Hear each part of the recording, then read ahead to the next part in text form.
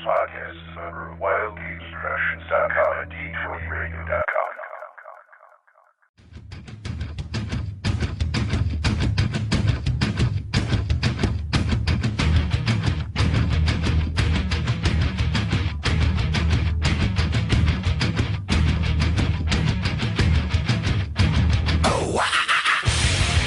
Welcome to the Roll Initiative Podcast, the only Advanced Dungeons & Dragons First Edition podcast in superior edition. Roll for Initiative Podcast, volume number 3, issue number 103. DM Vince sitting along with DM Matt. Hello, everyone. DM Nick. Hey, folks. And DM Will, who's very silent. That's right, but you told me to shut up. Oh, I'm sorry. Will, No, hello, everyone. are back with yet another episode this week, a very important one that everyone's been waiting for, the announcement of the winning module. Yay! Reprint contest. So this week what we're going to do, for this episode, we're actually going to talk about the winning module as the show. People like to hear about modules and like to hear ideas what other people make, so after we announce the winner, we're going to head into some sage advice, and then we're going to head into the highlights of the module and tell you a little bit about it, pick and pull things out of it and tell how much we love it or we don't love it. And then Will is going to rant and rave about it and talk directly out of the module for everybody. Read Excellent. a page, and then Nick is going to scream at him. So Tell him he's the devil. That's going to be the long-running joke today. Good Lord. So, Matt, I'm going to throw it over to you to give us our winning name and adventure name. Yeah. Well, Oh, wait. I thought we would wait. We would wait. Let's go do all the sage advice and all that. Let's wait. Oh, you want to make people wait? I want him to wait because if you tell him now, then he says he'll cut the show off and he don't want to listen to the rest of it. All right, well. Well, since Will has spoken. Yeah. Since Will has spoken, let's go on to sage advice. It's just a thought. Sage advice. Sage advice. Sage advice. That's right, sage advice. We're going to give you more sage advice. I'm going to keep saying sage advice just to annoy everybody out. No, I'm kidding. Sage advice is brought to you by DM Will, the sponsor of this podcast this week. Yay. Yay. You want to... God. If you want to write in, rfistaff@gmail.com, and if you want to call us, 570-865-4210, the hotline. Yes, pig-faced orcs are standing by for your calls. Those again. With extra phlegm in their mouth saying, hotline. That's gross. I know.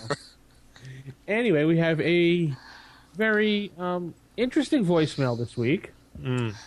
That would play folks out there. And like we said, we play all voicemail, so you can, well, unless you curse and scream, we won't play it. So too bad. Yeah. So here's the first voicemail. Hello, my name is Christopher. Kind of a friend of Nick's. Just got done listening to your Hackmaster session. I believe it was episode 101. Really disappointed.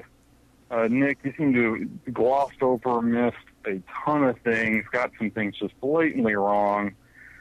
I mean, I understand you probably didn't have a lot of time to go back and actually review things, but you know people that still play that game that probably could have come in and given you some expert opinion on it. Not saying I'm one, because I haven't played in several years either.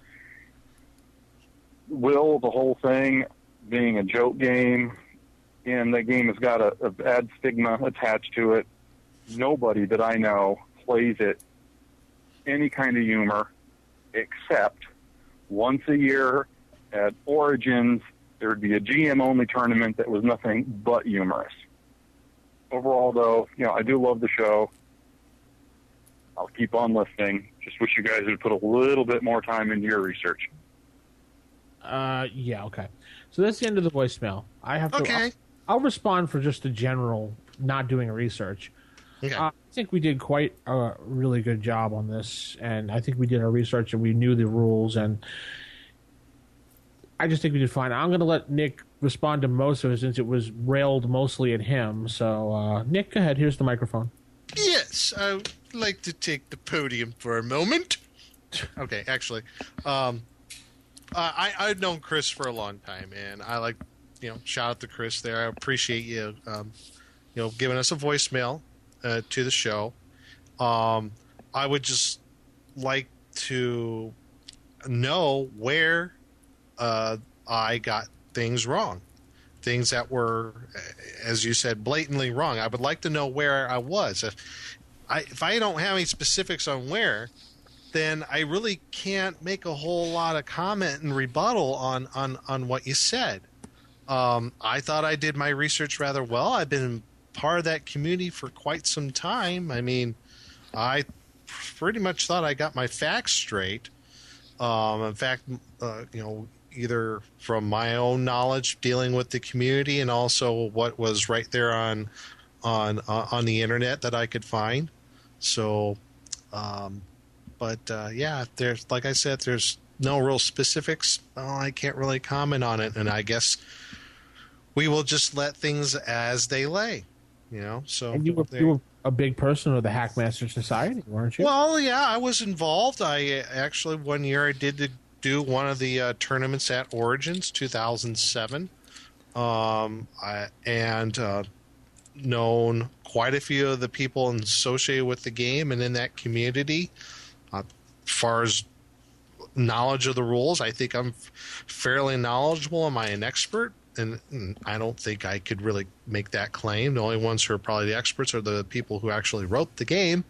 But also looking at the other thing is, we do this podcast also as, we're not getting paid, and we try to do as much as we can with the time that we have, that each of us have. So we do what we can. So if we miss some things and we didn't devote a whole lot of time and research to it, well, that's, I guess, really a matter of opinion. But there are time constraints. And the game does refer to itself as a parody. It says it right at the beginning of the book. This is a parody of gamers and gaming in general. Now, however you want to, if you want to leave that parody factor out of the game, that's fine. If you don't, then that's fine. Yeah. Yeah, nothing right or wrong about it. It's just like us. We think our game is the greatest game in the world, and it is, obviously, because we do a is it? AD&D First Edition, the Superior Edition, as I like to call it. And, that's going to be the tag of the show, the Superior Edition. Yeah. Superior Edition. And, Will, I believe he had a comment to you. Yeah, it was no big deal, and I didn't want him to think. I may have worded it. I just want people to understand, all our listeners out there, is that when I say something, sometimes I'm thinking, or I'm speaking before I think my thought catches up with me. So sometimes I may say things kind of funny and everything, and the thought may not get across right the first way. Yes, and it's great to know that all the people that you have played with in your circle have only played, seriously with the game. But that doesn't change the fact that the game wasn't created to be played seriously, to be honest. It is a parody. That's what it is.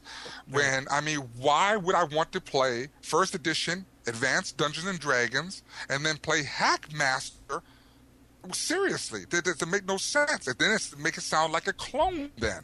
Because it's a facsimile. That's what I have a problem with that. So that's what my issue is with Hackmaster. It's a parody. Some people like to play that kind of, comical and whimsical way, and that's fine. I have no problem with that. However, if you want to play seriously, I'd rather play AD&D. Now, my experience with Hackmaster since day one all the way up to now is the majority of people that I know, that I personally deal with, that I have witnessed over the years at gaming conventions throughout the country, use the parody aspect. I've seen one or two maybe play it somewhat seriously, but still the parody aspect is within the game in certain functions. So it just depends on people's flavor and everything. So you see it from one tangent, I see it from one side of the spectrum. I see it from the other side of the spectrum. I'm certain there's a median in there where some people will play the parody aspect and some people will play the serious aspect. And there's no fault in that, however you want to play it. If I want to play seriously, I will play First Edition AD&D. If I want to play a whimsical, comical way, then I'll play Hackmaster. Okay. Matt, you have any response? Yeah, when it comes to games, it's like, for me, Hackmaster's always been that parody, and the parody game. It's wacky, it has the silly, and I kind of enjoy that. Actually, pretty much every game I play has that comedy in it. But as for the comments about the research, I'd like some specifics. I mean, I wasn't a part of the podcast that day, but I would like to know if we get something wrong, tell us exactly what it was. So that way we know where we're wrong, or maybe where you think we're wrong was just a difference in opinion. But it's just saying that we're wrong without specifics. It's kind of hard to judge. Mm-hmm, exactly. And then people, you may play with people that only play it seriously, and when you're deeply involved in something, you get very passionate about it. Yep. You love the game, just like we love First Edition. And sometimes you really need to avoid being caught up in a bubble and not realize what the outside world, how the outside gaming world perceives your game. I would say if you were to ask your typical gamer, they would see Packmaster as a comedy RPG.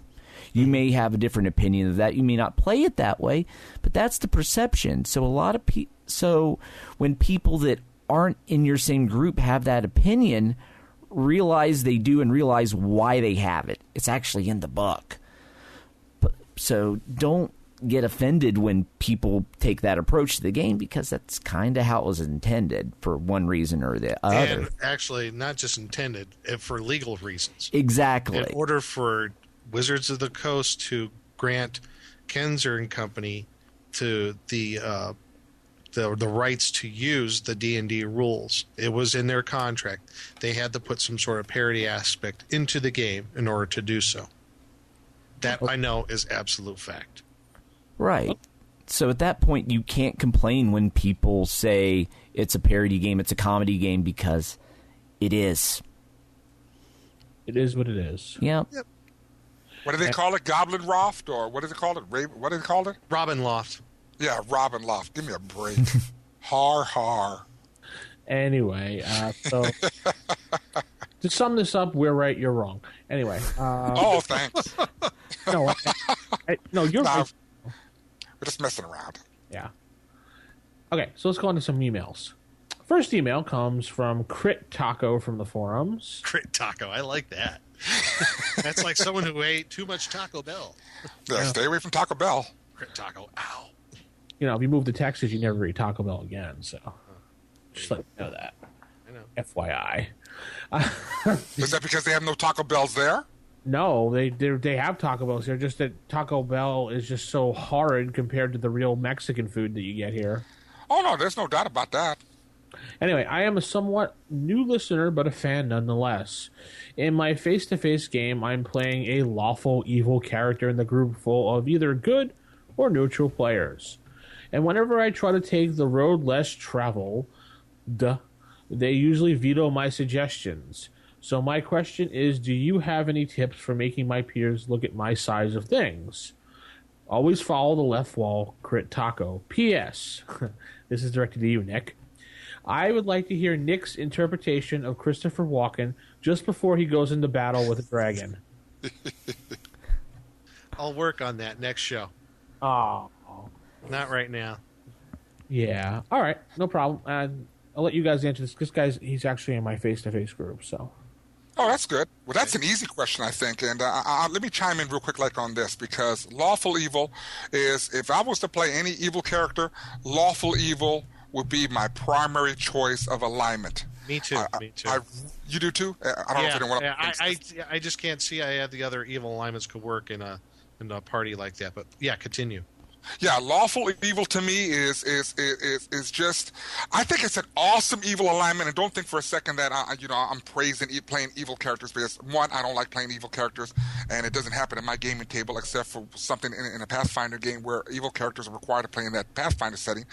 But lawful evil I like, one, because you can have a lawful evil character in a party, you can make him sign a contract saying this is what the stipulations you're going to stick by, and guess what? He won't break his word. They normally, they don't break their promises, and they're all about that contractual obligation that when they sign something, they stick to it.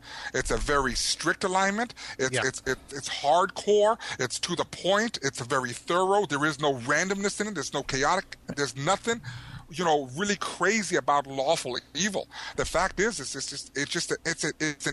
it's the easiest evil alignment to play, to be honest. Yeah, lawful evil is the rules lawyer. They're the rules lawyer. You could say that they're very, and also very Darwinian. They're very survival of the fittest. Yes. If you think about it, Right. but without all the chaotic stuff that goes on with chaotic evil. I mean, chaotic evil is very Darwinian, but it's every man for himself, if you get my drift. Right. But with lawful evil, there is a hierarchy, a strict hierarchy. And yes, you could use whatever means to get to the higher levels of that hierarchy. If I'm looking at like as the devils and the 9 hells, as they kind of look at it, it's like, if you got to backstab or poison your opponent, do so, but play within the rules. Right. There's a certain honor almost to the lawful evil. It's like, Yeah. if I give my word, I'm going to stick to it, but you better have listened to exactly how I phrased that, because I'm going to follow it to the letter. And there's nothing vague about what they do. There could be some gray area.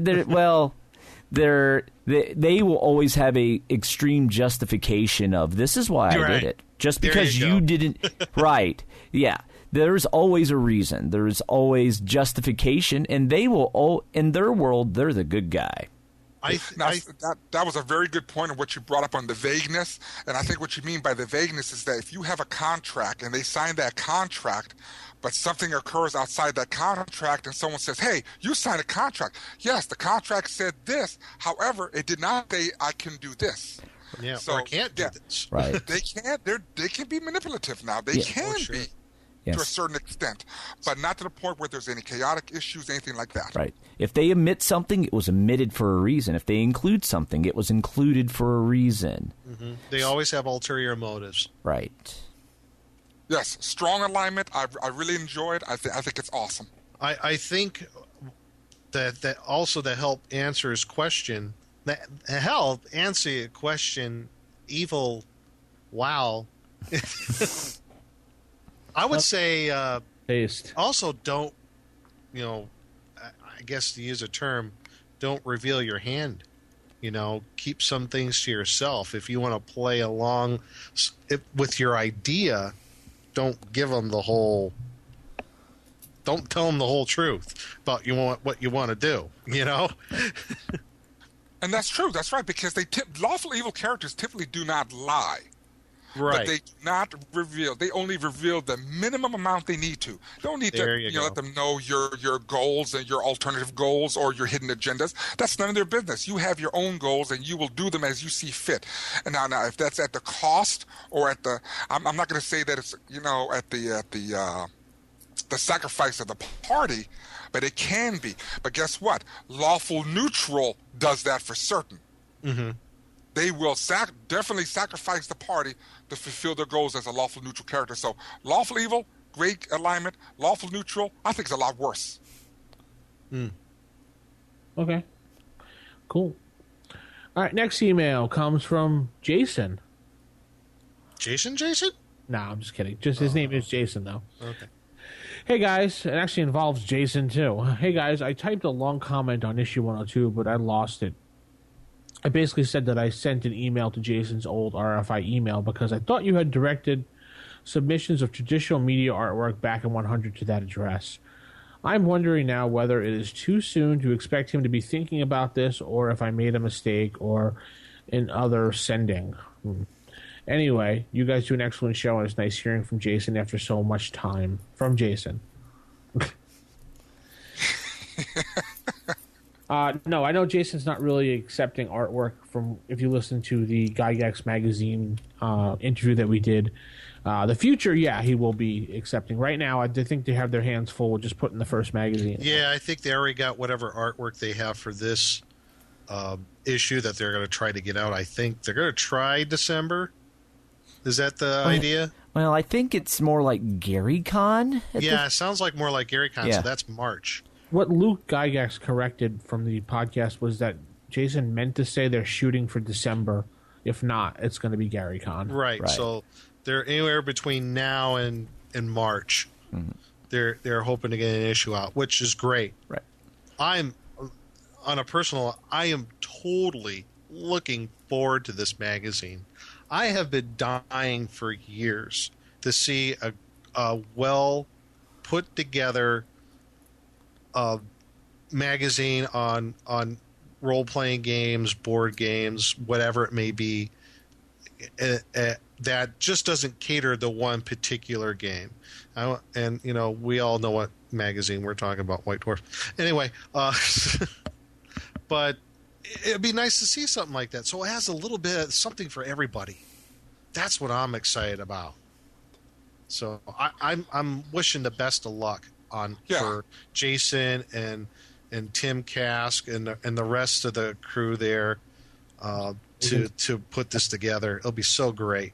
And we need to emphasize to the fans out there, in order for this magazine to thrive and survive, and let's just be realistic, magazines in this time of age are not doing that great. In order for the magazine to thrive, we need the support.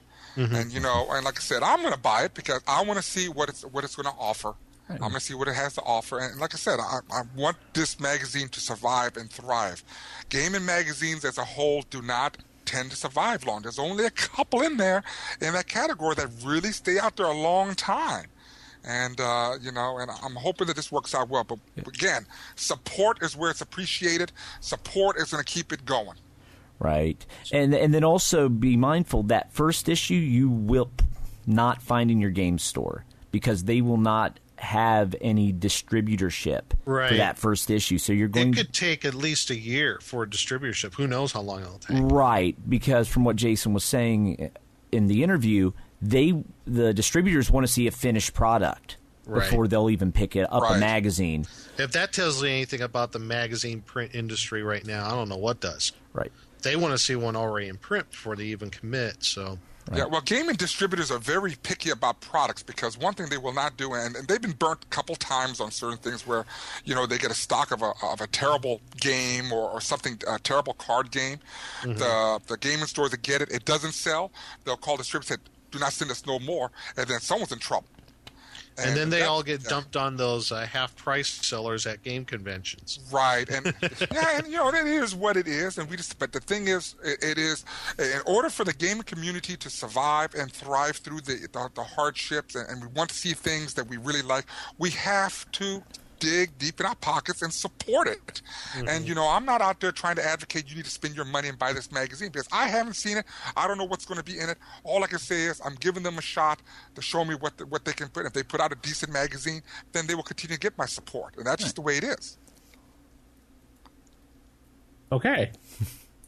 Yeah, so the magazine, buy it when you hear it come out to support it. There. Mm-hmm.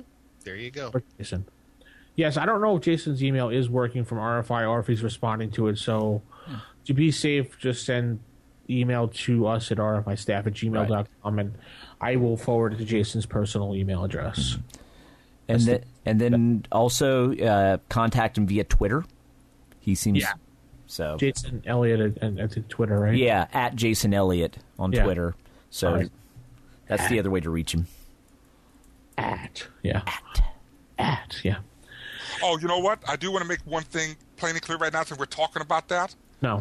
A shout out. We had to do a shout out to Wolfgang Bauer.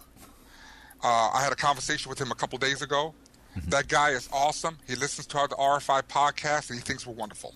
He does? Oh, wow. Cool. Yeah, Wolfgang Bauer, if anyone knows, it was responsible for Kobold Quarterly, the gaming magazine. Oh, okay. Yeah. And let me tell you, that guy is a class act. Him and his wife are some of the best people I have encountered in the gaming industry in over 30 years. And I'm telling you, Wolfgang is good people. I really love that guy. I mean, he's just a great guy, loves gaming, loves first edition AD&D, just to give you all the heads up. Great guy. Just a shout out to Wolfgang Bauer. Hi, Wolfgang. Woohoo! He also had two Emmy award-winning podcasts. I know one offhand I listened to was the Open Design podcast, which every week him and Ed Healy and I can't think of the third person. Oh, he's going to be mad at me too. Anyway, but geez, Matt, can you help me out here? Yeah, let's see here. Come on, producer Matt, go. Boom. Come on, producer Matt, produce. Anyway, the third person, I can't think of his name. Roan Barton. Yes. Oh, that's good, man. You got fast. Talk to him all the time. His Google foo is much to be matched. Yes. Bunch of good guys. It's like the Chuck Norris of Google. They did Atomic Array as well, and that's a good podcast. I don't know if that podcast is still around, but I think they won an Emmy award as well. Atomic Array, what was that one about? General gaming and just okay. they had Monty Cook on there quite a bit, and a lot of Wolfgang Bauer was on there as well a bunch of times. So good podcast. Nope, it's still going. Is it cool? Yep. Yeah, their latest show went up November 30th. Oh. Yeah. Anyway, next, the final email comes from DM David D. Hi, esteemed Dungeon Masters. A little while ago, I asked a question about the value of a dragon's egg. Remember that one? Oh, yeah. That a party had acquired. Thanks for your help with that. The party still has the egg, but is on the run with it. It turned into a great side adventure. My question today is about the extent of a charm person spell. I understand that a charmed being is loyal to the spellcaster, but how willing will the charmed NPC volunteer critical information to the caster? Does the charmed NPC become a mindless lackey, or will they retain their personality? It is a bit confusing on how to play a possibly long-term NPC, checking saves only every few weeks according to the rules. I appreciate your help. Thanks, DM Dave. Yeah. It's very true. If they have, by the rules, the saves are every few weeks, depending on, I think, was the intelligence or the wisdom, one of the two. So, Okay. Yeah. This is what the issue is with the charm spell. Now, if we're talking about the lowest level charm spell, let me see what this is where the problem's going to be with that particular spell. Yeah, this is going to be saved every couple of weeks. And now what we're talking about is the non-playing time of player characters. Because eventually that charmed NPC or whatever he is running around encountering, scenarios to where he has to make that saving throw, to try and break it because there's an issue there. There's a breakdown somewhere, right? Now, that doesn't apply now when they're adventuring. It would be logical to assume that there would be more saving throws, because let's be realistic. Well, not realistic, but let's think for a second. If the character is evil and the good people are doing a good adventure, doing these good things constantly over and over is going to justify more saving throws, except that once per every couple of weeks. Because the spell's in conflict with the moral turpitude of that charmed PC or the NPC. So you have to look at it from different perspectives. Yeah, it's based off intelligence score. Yeah. So even if they're, let's say, average of intelligence of 9, they would have to make they have to once a month make a save. Yeah, the way I look at it is a charm person spell makes them like a friend. They're not mindless. They're not going to do whatever you say, but they're going to react to you like a friend suggested doing this. Friend. Exactly. Think of it this way. Here's a good example. How many of us have seen the movie The Avengers here? Yeah. What Loki did. I actually haven't. What Loki did. I even have a friend that was in it, but okay, irregardless of that. Regardless of that, guys. Regardless. Let's stay on target. I didn't see it either. Remember? Oh, dear Lord. When Loki touched his staff to the people where he basically charmed them, would you say, Vince, since you're the only person here on the planet who's seen it on this show, yeah, wouldn't you say that would be similar like what a charm person would do? No, that was more advanced than a charm spell, dude. But, I mean, their attitudes or anything, they weren't just mindless slaves. They were, once they were charmed, they were like willing participants to help Loki. Yeah, true. And once the charm was broken, they were ticked off. Right, but that's also a charm spell coming from a god. Well, yeah, but I'm just saying in general, as far as how their reactions were once they were charmed, I would say you can almost treat it like that they were not mindless. They were actually willing participants. They were friendly to whoever it was that charmed them. Friend. Well, that's like the one movie, Indiana Jones and the Temple of Doom, when they drank that nasty liquid crap or whatever it was. Do you remember that? Yeah. The blood of Kali. Yeah, and so that made them a willing participant. But also look at that movie, Cowboys and Aliens. Did y'all see that? I haven't. I want to. Okay, well, I see. I don't want to reveal too much of it, but remember that ability where they captured the townsfolk. When they look into the light, they're pretty much mindless automatons and everything. They are charmed still, though. They're still Right. charmed because they can still be led around. Ain't like the Borg when they take you over, where you're being assimilated and they're walking you around and everything. Right. I kind of view the charm person spell how like it was in the Avengers. The spell works. You're a willing participant. You're friendly to whoever it is. Doesn't Yes. mean you're mindless. I Right. kind of relate to the movie Love Potion #9, if you remember that movie. Oh God! Now you're just being silly. Now, I have no clue what that is. But it doesn't Elizabeth sound too good. Hurley? Yeah, old school movie, and it was really good. Back in the day. Probably, early 90s? Yeah. Yeah, because If you want a good example. No, we don't want a good example. No, a good example of a module where charm is a huge factor in the game. Cult of the Reptile God, N1. Yes. Yeah. Good example. You got it. That Thank was you. so awesome. I know it was better than that Love Potion #9. You know what, Will? I was just about to give you a cracker. Now I'm taking it back and eating it. Okay. I'm just No, messing with better yet, I'm stomping on the cracker. That's Oh, that's not fun. yeah, I know. Pulverized your saltine. How unkind. You guys are crazy. Anyway, so that's Sage Advice. So do we want to wait till next segment to announce the winner, Will? No. You want to announce the winner now? What is the next segment? Next segment is going to be Table Manners with Nick. Which will that's it. We're Yeah, gonna announce it. Announce or we're just going to just talk about the module and not tell who the winner is. No, we have to know who the winner is. Well, I say we talk about the module and everything, why we picked that one. Let's talk about all the other participants who participated. Because I really want to do a shout out to those guys because I tell you, it was really great. The modules were all really good. I really don't have anything negative to say, but I just say we wait till the very last second and then reveal it. Whatever you want to do, whatever's good for y'all. We have to reveal before because no one will have any context to it. I mean, we're going to talk all about this stuff, and they're going to like, well, what's the name of the adventure? Well, let's do this then. What I was thinking is simply I like to talk about some of the modules that I've read and which ones I enjoyed. Okay, fine. And I will tell you this, though. There is something I will change here in the future. I am never going to do a contest like this again of this nature without giving multiple prizes away because I think with the work that these people participated in this contest, I feel really bad only giving out one prize. What I'm going to do is from here on now, in any event that we do something of this nature, I'm going to give out multiple prizes. I'm looking First, second, third place kind of thing? Actually, I'm looking at least 5. Oh, wow. So with 9, that's generous. yes, I think 50% would be great. The top 5, I'm going to go with that. The top 5. So the fifth person gets what, a cookie or something, or Well, he'll get a, let's see, blue, red, green, pink ribbon. nice. No, I'm just messing. We'll work those details out in future contests, and we'll discuss that later on at the very end about how the other contests are coming up. Okay. So this is what we're gonna do. We're gonna go to Table Manners, and we'll be right back. Typical. Of all the evil creatures in the world, I had to find one with table manners.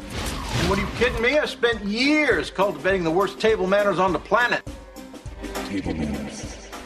All right, Table Manners. This week, we're going to talk about the modules that were submitted first before revealing the winner module because Will wants it done that way. And you know how Will puts his foot down, the drill sergeant of the podcast. Yeah, I'm the producer and the host, but Will's the drill sergeant, so he tells us what to do. So just to let you know. So go ahead, Will. I'll leave the podium to you and the crate. Go ahead. Oh, no, I didn't want to do it. I thought Nick was. Oh, fine, Nick. Go He ahead. makes a big stink, and now he sticks it with me. Yeah, Oh, nice. nice. Okay, no problem. Let me No, start I'm again. kidding. All right. Well, we had quite a few submissions. How many did we have? 7, 8 submissions? 27. Oh, 7. Yeah, 20. we had. That's what I thought. Yeah, and all of them were really fun to read, and just what was the big thing on doing these adventures? What Vince and I and Will were looking for, and Matt too. Yeah. Yeah, producer Matt. was, we're looking for something unique, some little twists, maybe unique use of monsters, a unique environment, a unique setting. So The horror and also, and it was a horror sort of theme. So all those, all the adventures did have that in one form or another, some more than others. And we had a wide range as far as when we talk about like levels. We had everything from first level. I think we had one adventure up to like 7th to 9th level. Yes. So, which, we do have to say that regardless of who's the winner, all these adventures, if I recall, we're all going to have these on the website. So anybody who wants, and they're all going to be for you to download off the Roll for Initiative website once we're done with the show here. So everybody can pick and choose and use the ones whatever in your game. So I think that's another way we're giving back to all of our listeners and to the community as a whole. It's like, because we love what we do. You love the game, so do we. So it's a reciprocating sort of thing that we're doing here. So if you could, actually, what we'll probably do is we'll upload the winner onto, say, like Google Documents to share it that way. Yeah. And we'll put a link on our website directly on the right hand. This is winner of the module contest there, and then we'll put the rest of them in one big giant PDF to download for everybody else in another separate download link, and people could just pick the big book and read it themselves and decide who they like. So now, do you? I guess as far as like the module that I like the most and we all like the most, I guess, is just I don't know how to say this, but don't say it yet. Don't say it. But it was unique. It was awesome. It was. No, I guess I could put it this way. Awesome. Well, besides being awesome, it was very well presented. Yeah. It was well put together. Whoever it will be, and we will reveal at the end of the show. So hold on to your hats, folks. Go ahead, Nick. Go ahead. I'm sorry. But the presentation was outstanding. I love the use of the artwork, which was, from what I could tell, was all stuff in public domain too. But it was well thought out on what was used. Easy to read. Stat blocks were there where you needed them. Like Will wanted. Very concise in that standard good old first edition AD&D module format of the double columns, very nicely thought out. Great flavor text boxes. Will totally got off on that. Love the flavor text. And one of the things that really stood out for me for this adventure is, besides the presentation, was this adventure was, I guess in a way it was play tested, wasn't it, guys? Yeah. It was part of an original adventure. Yeah, it was part of somebody's original campaign. So in a sense, it has been play tested, which is another good thing. That does help. I mean, it's not a requirement, but it does help. So that, and then in a way I kind of look at it as like, they thought this was good enough for us to use that because they had it in their own campaign. And so that says, hey, cool. They're saying, hey, this is what we did. What do you think? Right. Take a look at this. We had our own campaign a few years ago. And I guess one other thing I'm trying to remember I was going to say. Well, and also, even though it was part of his home campaign, it's still versatile enough you can plug it anywhere. There you go. That's where I was going with it. It's open enough that you can plop it into whatever campaign that you're using. So there's enough plot there that you can get it going, but not so much outside detail of the plot of the adventure that is not entirely tied into the game world. So you could plop it into, your World of Greyhawk or Forgotten Realms. You can plop it into anything homebrew as well, and it'll work just as fine. Really good. The presentation is really. I'm just looking it over one more time as you're talking, Nick, and it's just like, wow. Yeah. This looks like, that first page, like the cover. Mm-hmm. Once everybody sees it, I think everybody will agree. They're like, wow, that looks like that could be printed. Yeah, it's cool. The cover is very, very cool looking, and I like even the second page. Most people would leave out the, what do they call that page? It's not the title page. Yeah, like the title page. He actually put the time to put the whole module there and put a picture there, like the old modules did back in the 80s. Yeah, very reminiscent of that. So, 10 out of 10 for style here. Absolutely. And in each little subsection, he put little pictures so you can visualize things. And it wasn't necessary, but wow, I didn't expect that at all. That's what really got to me. Like I said, I was like, wow, this is. And he said in the adventure when he made it that all these pictures were from the public domain. I'm like, really? That's pretty impressive. Take that amount of time and effort to actually look what's in the public domain for artwork to fit this. Which is great because it adds to the adventure. It doesn't detract from it, I don't think, at all. No, and his hand drawn things are really good too for a hand drawing. Yeah. Right. Yeah, it's like all the hand drawing. You could easily see those maps being on the cover page of the old modules, the little fold out. If I were to print this, that's actually what I would do. And actually, there's enough panels you could just about get away with that. Print out the cover on its own page, then print the map on the back of it, and then print out the module and bind it. Yeah. The only thing I would have done differently with the maps is I would have probably put them on some type of graph paper. Right.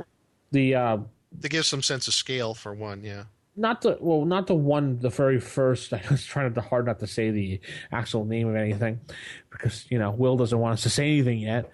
And the first picture there, you don't need one, but the map of the town, you could have probably put it on some graph or maybe a hex map. And then the little, I can't see the name of it. The pictures next to the note on the artwork section. Yeah. The two buildings. Yeah, the two buildings with the scale. And then maybe the last map with the road and the water and I don't know, is that a bell tower? Yeah, bell tower. Sorry. Yeah. Well, you can go ahead and start revealing, the things, and then, the only person that's going to know it is him. So the other people can still wonder, I wonder if that's me or not. So you can tell. Please reveal more. The adventure is an adventure of creeping horror, designed for the Roll for Initiative podcast. Fantasy adventure called what, Matt? It is drum roll. A Darkness Under Apple Valley. Written by Morgan Z. S. I was going to say S for now. Yeah. An unspeakable evil has come to the once peaceful halfling village of Apple Valley. Darkness and decay fester. Can any heroes possibly confront and uncover the dark secrets? Is the subtitle for the module. Mm-hmm. An isolated halfling farming community has fallen on dark times. Can a group of adventurers uncover the sinister secret at the rotting core of the town, or they fall victim to the terror? The adventure was originally played in the Heroes of the Happy Tree Keep campaign, 2008, and modified and adapted for 2012 for the Roll for Initiative podcast. And then we go on to the introduction with some wonderful little pictures and notes to the DM, and just an amazing module. Yeah, and just the twist.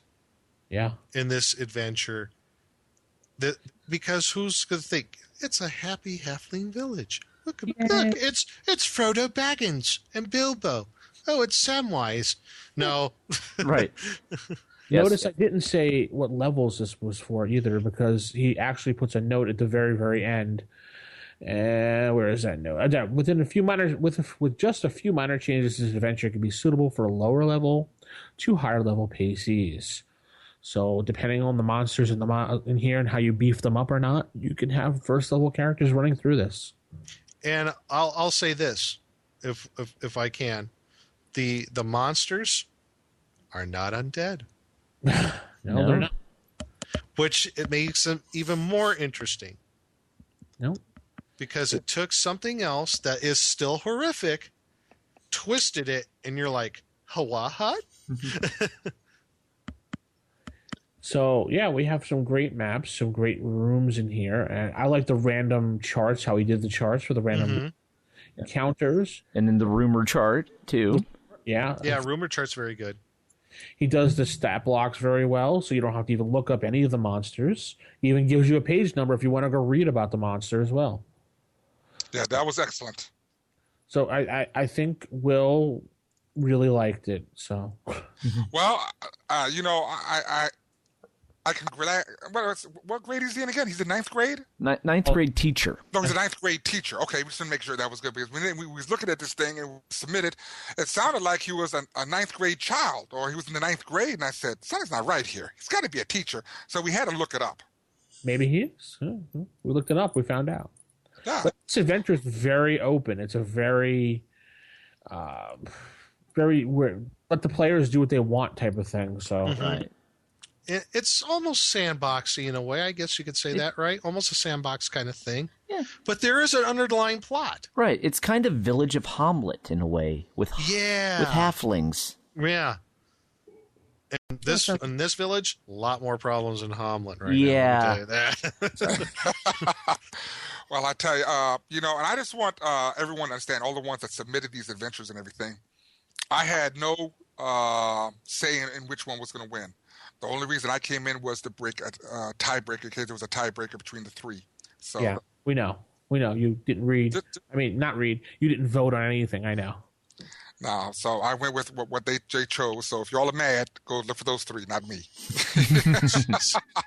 Great. What you could do is you can email Nick at RFI. Oh, hey. Give him his phone number as well, too, and his address. No. See, phone number 330. No, I'm sorry. No. I So- live at back end. But so congratulations to Morgan. So now that we know who the winner is going to be, or who the winner is, can we talk about the other ones now, or the other submissions? I just want to say one more thing, something about the picture artwork. This is some great Oh, Oh, yeah. for public domain. Yeah, for forgot about public that. domain is really good job. I really like on page 4, the very first piece of art. That just sums up everything perfectly for this module. that was scary to me. That was gruesome. yeah. The wolf, Oh, yeah. The wolf with, Yeah. the wolf with the baby in its mouth. where did you I- find that? Wow. I don't know, but it's so appropriate. It's a dingo ate my baby. Yes. So cool. All right. So, Will, we want to talk about the other modules now? Well, I would like to talk about them because, I mean, everyone, I'd like to, give a shout out. I mean, I went through these, but now, while we're talking about the art, I like the one on page 9, and it was pretty interesting with some of the monsters. You all mentioned some of the monsters in here and everything.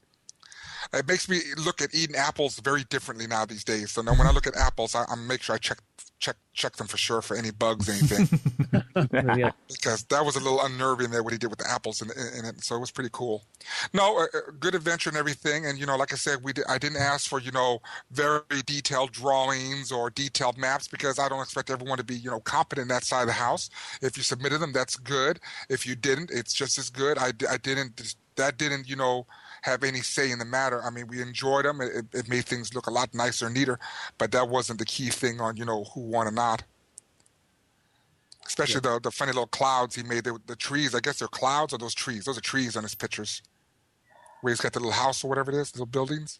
Those are trees. Oh, those trees, yeah. The clouds, I mean, they're like clouds. But no, I read all of the adventures, and I'm going to tell you one that I really thought was really good was the one titled Saul. Saul's your runner-up? Oh, I really enjoyed that. I thought that was excellent, and I'm going to tell you why I liked it. One, The author of that particular module used a lot of creatures that a lot of people don't use here. Some of them came out of the Fiend Folio. It was really well done. I was really impressed with it. Not too many people use the Obliviacs, the Memory Moss. Mm-hmm. I like that. Right. It was well done. The Gorble was in there. The Adherer was in there. A lot of the Fiend Folio mods, I really liked that. The Hukava. And I really liked how it was done. Yeah. You had a Mongrelman taking a main role in the plot, too. How often do you see that? Yeah, I really liked this particular module. I really liked it. It was to the point. It was short enough. I actually enjoyed it. I really liked it. And so now, with that being said, this is why I was telling the other host and everyone else that from here on now I will ensure that when we do a contest of this nature, that I am going to start giving out more prizes, because there's no way that I just can't have one winner. There's got to be multiple winners, because some of you definitely deserved something. And I really feel bad about that. So now I learned from this, I plan on doing more here in the later future. Will, who's the other host? Huh? Who's the other host? Did I say other host? You said I told the other host. I'm like, who's the other host? Well, you're the host, and we're all the other co-hosts, right? Yeah, but you said the other host, so who's the other host? I'm sorry, I meant you. Thanks. I'm sorry. Next time I do the podcast, I'm going to say, and the co-host. Well, you know what I meant. No, I guess you didn't. You would have asked. I'm just busting on you. I know. It's all good, though. So that was Brad who submitted that Saul thing from Ohio. I actually, who's from Ohio? Matt? Yeah, I'm from Ohio. Same with Nick. Where's Farmer, Ohio at? Oh, I don't know. I just didn't know. But no, excellent. He's the seventh son on the forum, too. No, well done, Brad. I really enjoyed that module. That was actually very good. That was very pleasant to read. It was easy on the eyes. And I just love the fact that you use those monsters from the Fiend Folio. These are monsters that are not normally used in a lot of modules. So I really liked that one. That was one of my favorites. What about, did you all have any other personal favorites?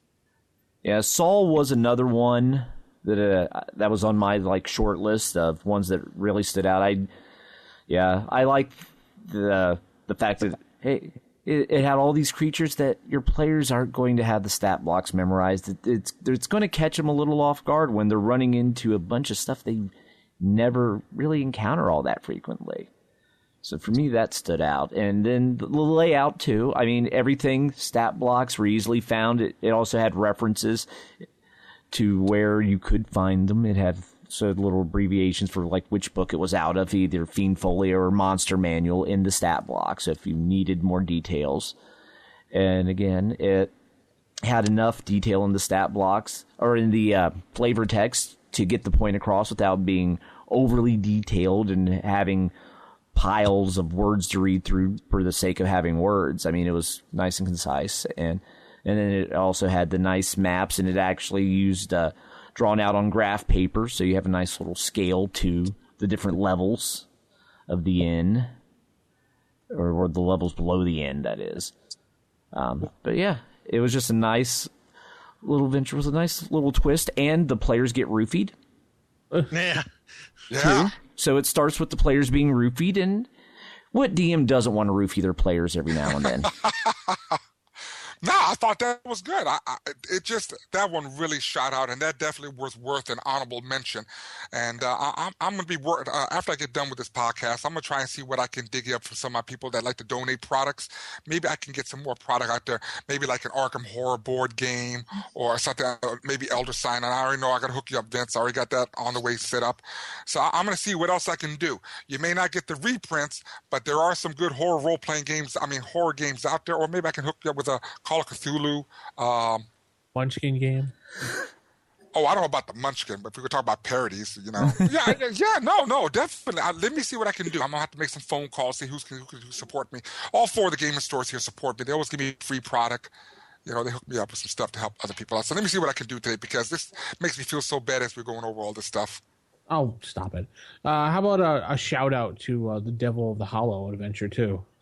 I thought it was well written, and the only complaint I had about it, and it's not really a complaint, it's just my style. I don't like reading box text. I don't like box text. I think it was way too much box text for me. That's just my opinion. Otherwise, it was really cool. Yeah, it's a cool adventure for being. I think it was the one that we have was actually for high level adventurers for level 7 to 10.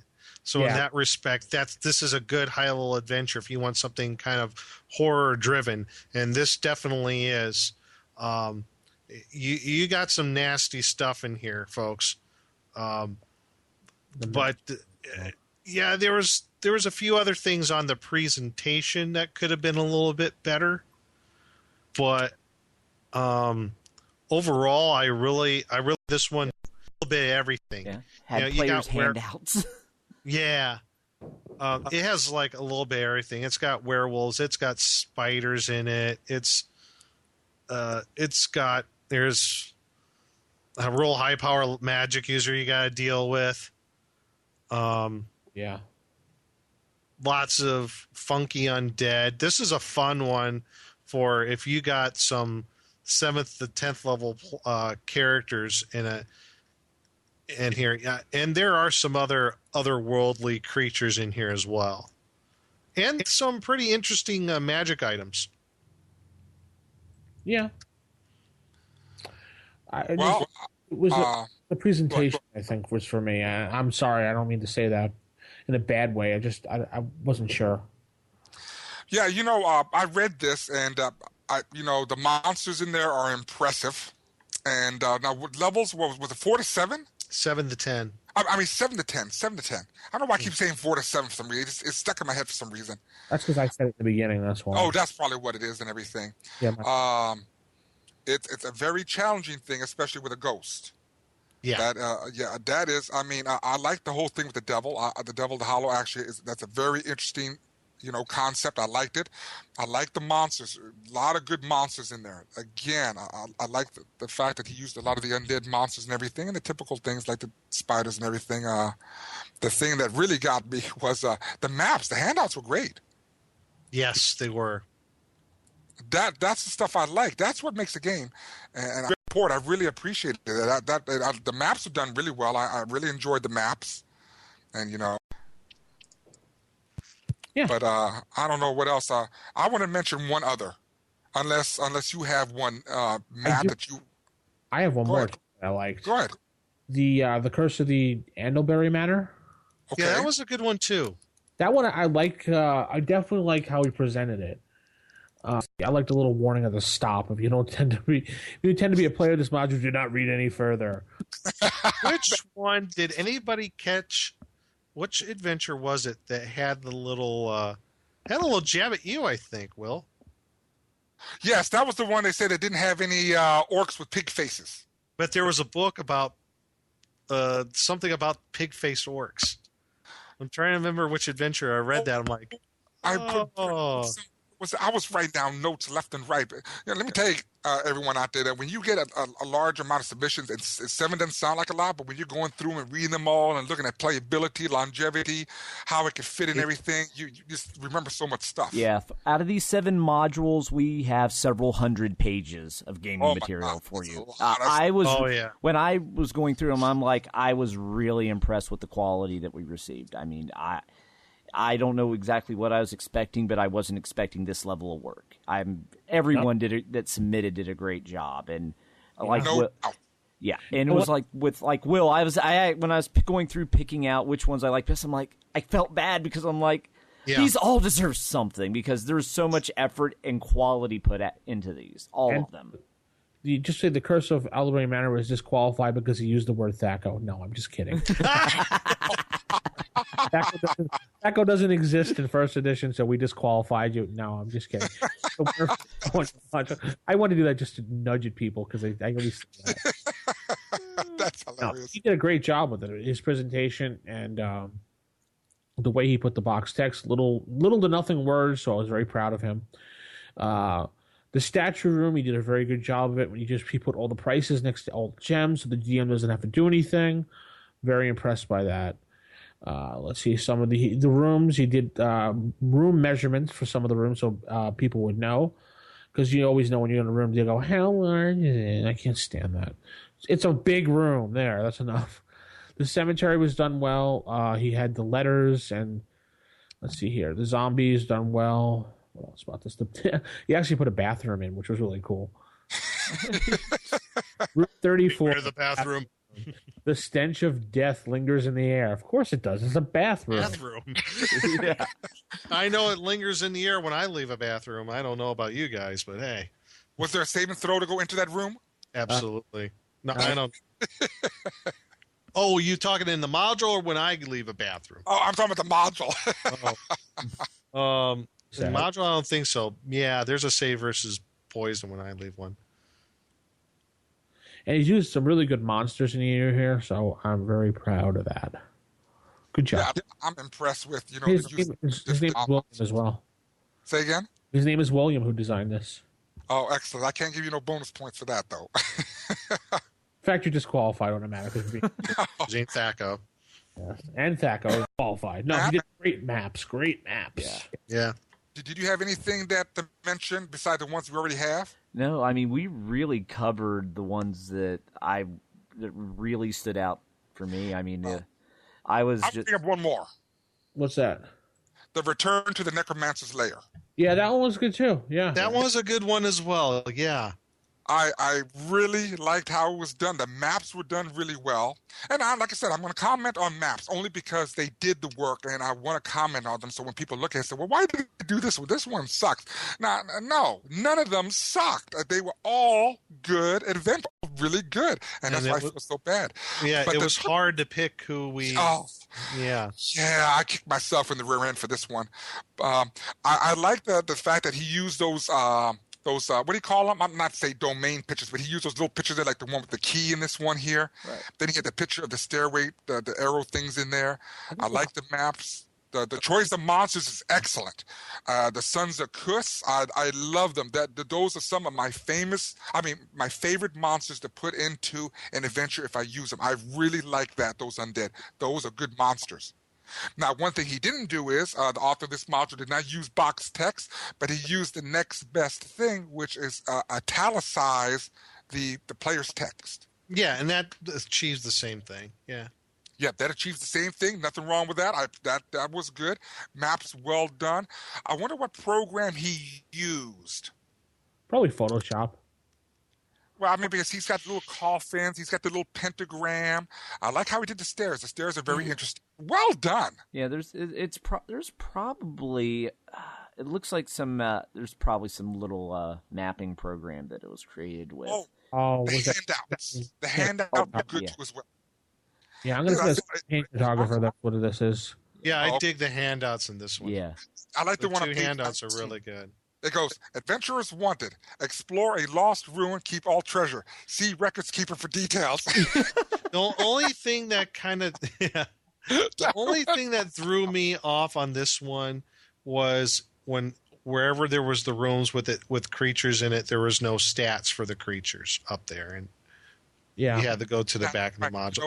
That was like one of the distracting things for me. And the format of the monsters in the back. See, now that's good because now I'm just assuming that the reason he put down some of them and not all of them, because I see zombies and the Sons of Kuss as if they didn't have a monster manual. But I don't know if like I said, it's all good. Now I did like the one little magical item he had in here. Where was that thing? It was a powder. I read it here last night. Oh yeah, it's a powder that I shouldn't be saying these things. That when thrown into a fire will double the fire in size and heat. And that's only non-magical fires. I thought that was a pretty interesting thing there. Mm-hmm. So yeah, I mean, overall, these were all well done. I'm very impressed. I'm extremely impressed by the writing skills and the thought that went into this. The imagination, the creativity was all off the scale. I have to admit, I really am glad. And if we didn't mention you, don't think that we're dogging you. No, every one of y'all did well. I'm very impressed, and I want to say thank you for participating. And like I said, let me work on this week, and let's see what I can do as far as getting out more prize support. Yeah, I would have to say to everybody who participated, you should all be proud of yourselves. Yeah.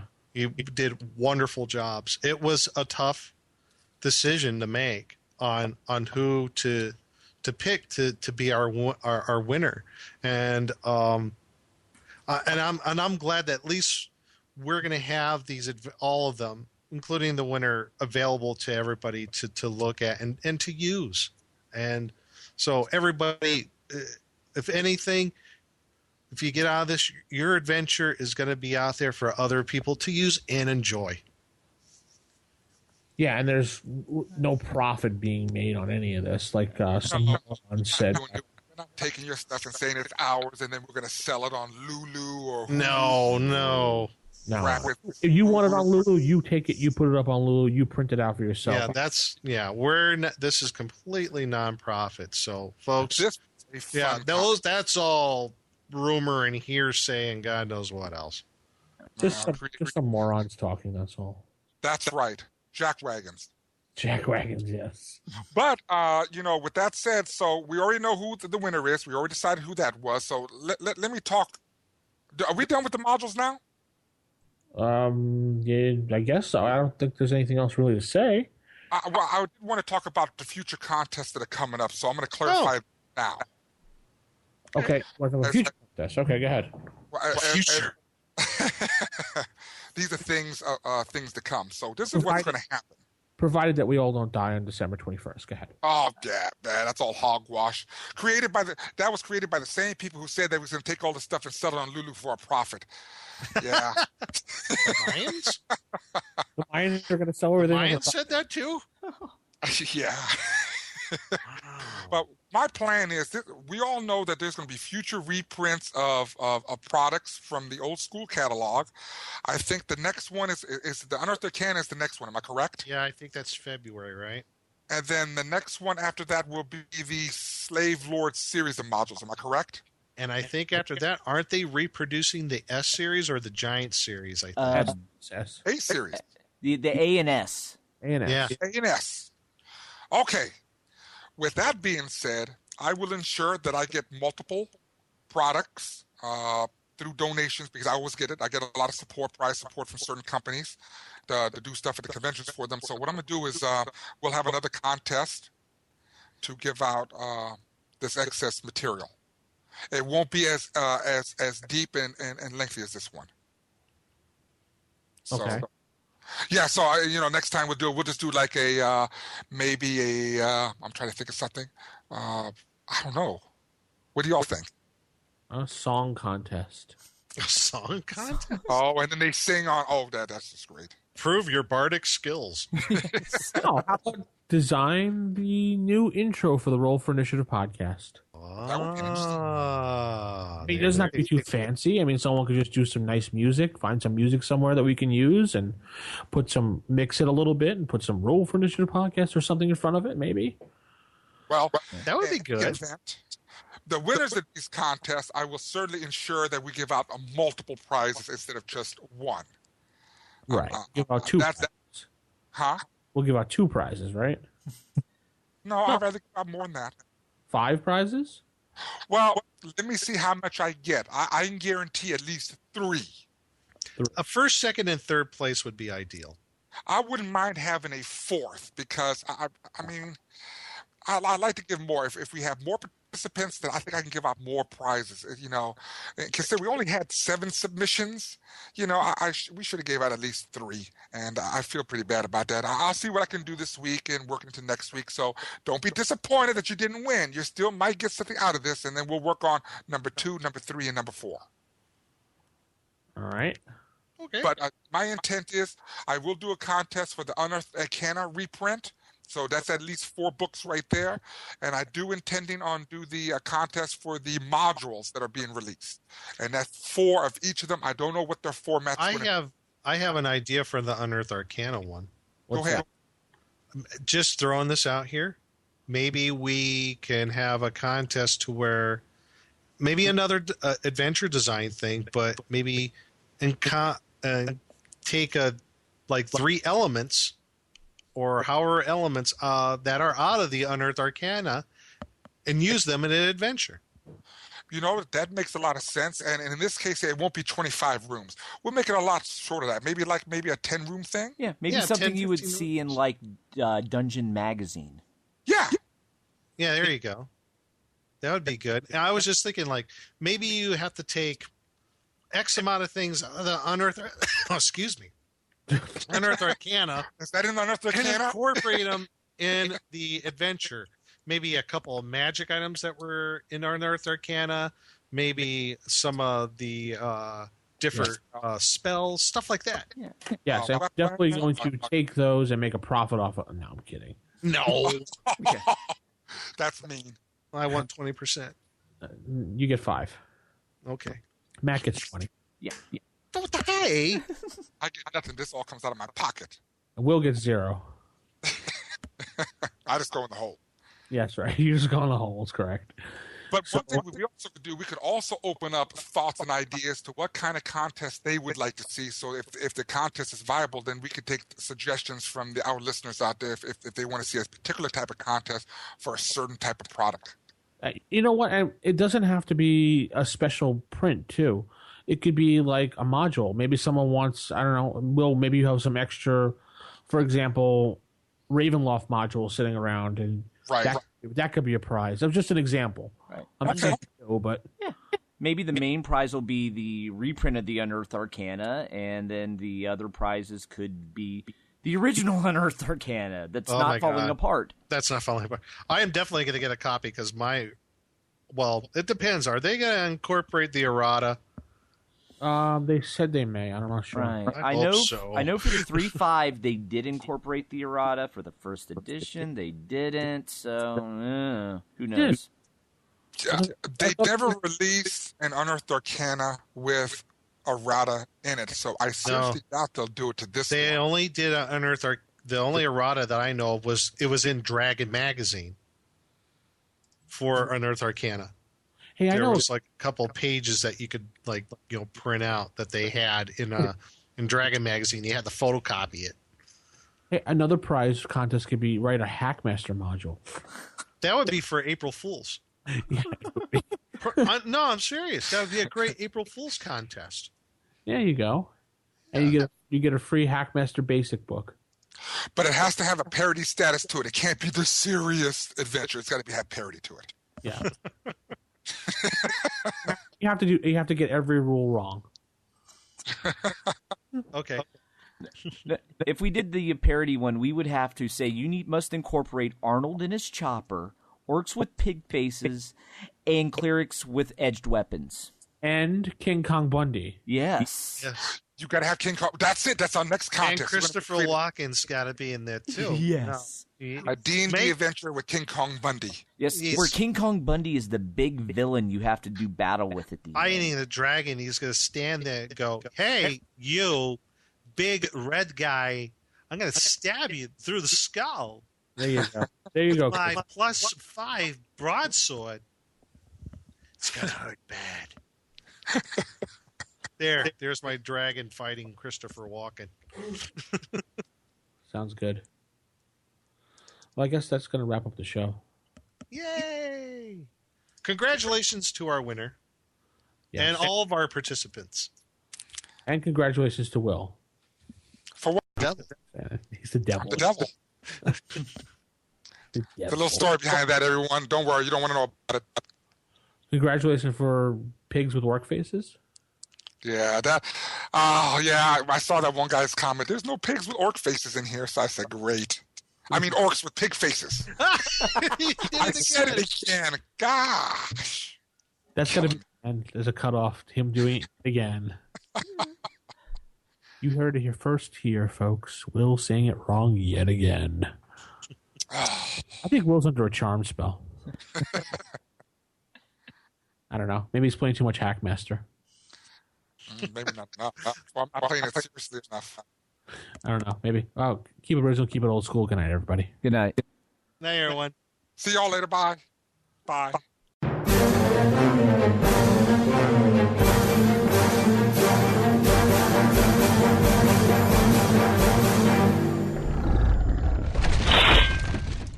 Roll for initiative.